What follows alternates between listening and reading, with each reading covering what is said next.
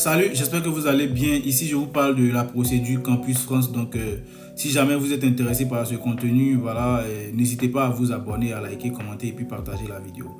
Aujourd'hui, on va parler plus ou moins de l'après-acceptation. Nombreux d'entre vous n'ont pas encore reçu voilà, d'acceptation. D'autres n'ont même pas encore eu une première réponse et tout, à savoir même un refus ou une acceptation. Mais il y a d'autres aussi qui ont déjà voilà, eu des acceptations. Et du coup, ce que vous devez savoir, c'est qu'après l'acceptation, vient l'étape de demande de visa. Et pour la demande de visa, une étape assez difficile, c'est le logement. Trouver le logement, les gars, c'est très difficile. C'est pourquoi je conseille aux gens, dès que vous avez une acceptation, essayez déjà de trouver un logement dans la ville où vous avez été accepté. Comme ça, si vous avez trouvé un logement, si c'est plus facile de trouver un logement, vous pouvez déjà valider. Au pire des cas, si Dieu fait grâce que vous avez eu peut-être 2-3 acceptations, vous pouvez chercher voilà le logement dans les 3 villes où vous allez trouver un peu plus vite. Vous validez tranquille. Donc voilà. Et du coup, pour le logement, je vais vous donner quelques types de logements que vous pouvez utiliser. Donc la première partie, vous pouvez vous faire héberger par une connaissance, par la famille, peu importe. Mais sachez que la personne en question doit respecter une certaine condition.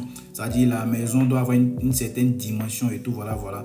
Et la personne doit vous faire, l'attestation d'hébergement qui dit comme quoi je héberge monsieur X chez moi pour ses études durant peut-être l'année académique 2000 temps. Voilà un peu. Et à cela, il va ajouter ses documents, voilà, ses documents, on peut dire sa pièce d'identité, les factures téléphoniques, et ainsi de suite, contrat de bail, voilà, patati patata. Ça, c'est un. En deuxième position, vous pouvez vous-même chercher un logement chez les particuliers.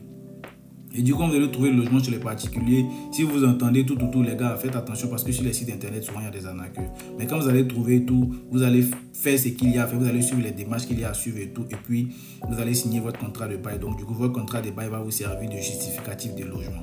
Et du coup, pour vos logements, si vous cherchez vos logements, que vous trouvez peut-être des logements et tout, si vous connaissez des personnes dans les villes où vous êtes accepté, demandez-leur pardon. Parce qu'ici, là, il n'y a pas tant haut, mais demandez-leur pardon.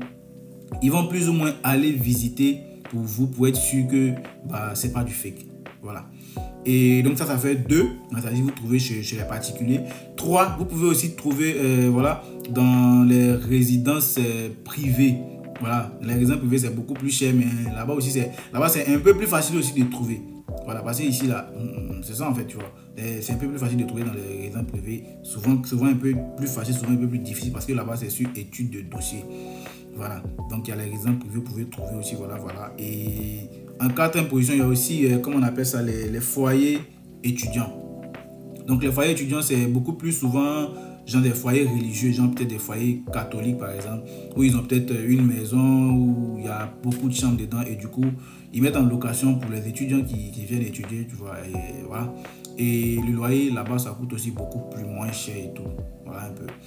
Et en 4e position, je sais pas si je suis à ma 4e ou 5e, mais le Crous, mais moi le Crous je déconseille fortement parce que même les étudiants étrangers qui sont sur place, ça dépend des villes, n'ont souvent pas la possibilité d'en avoir. Donc c'est pas toi qui es à l'étranger qui est en train de faire la procédure de demande de visa qui va opter pour le Crous. Donc le Crous, moi je conseille en dernière position.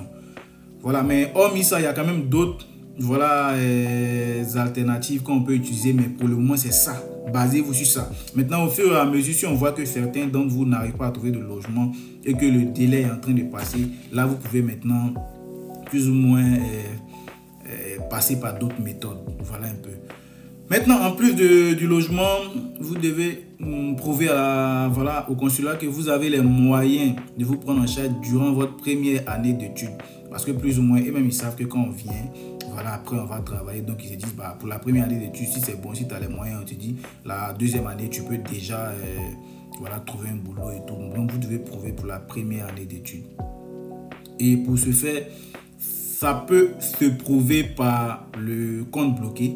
Voilà. Vous faites un compte bloqué à votre nom et vous allez prendre le relevé du compte et puis un AVI et tout, voilà, pour prouver que vous avez telle somme. Normalement, c'est, je crois, 7 000 et quelques, donc disons 8 000 euros, ce qui équivaut à 5 millions ici, 5 millions en francs CFA. Voilà, donc vous faites le compte bloqué. Ou en second lieu, vous faites l'attestation de prise en charge, c'est-à-dire que votre garant fait l'attestation de prise en charge, comme quoi je te prends en charge à hauteur de 615 € minimum par mois, voilà, pour tes études et tout, voilà, voilà. Et à cela, il va ajouter certains documents qui prouvent plus ou moins, voilà, la provenance plus ou moins de ses revenus. Et le garant en question doit avoir une certaine somme par mois s'il travaille et tout. Et du coup, quand la prise en charge est faite en Afrique, le garant, en plus de faire la prise en charge, doit obligatoirement faire un AVI. Mais quand genre, ton garant est en Europe, en Afrique, pardon, en Europe, en Amérique et tout, voilà, il n'est pas obligé de faire l'AVI. Mais quand ton garant est en Afrique, il est obligé de faire l'AVI. Il n'y a rien à dire. Voilà un peu. Donc, sur ce, si vous avez d'autres incompréhensions, n'hésitez pas à les poser en commentaire parce que je ne veux pas que la vidéo soit trop longue. Et du coup, n'oubliez pas de liker, de commenter, de partager et surtout de vous abonner. Merci, on est ensemble et à la prochaine pour une nouvelle vidéo.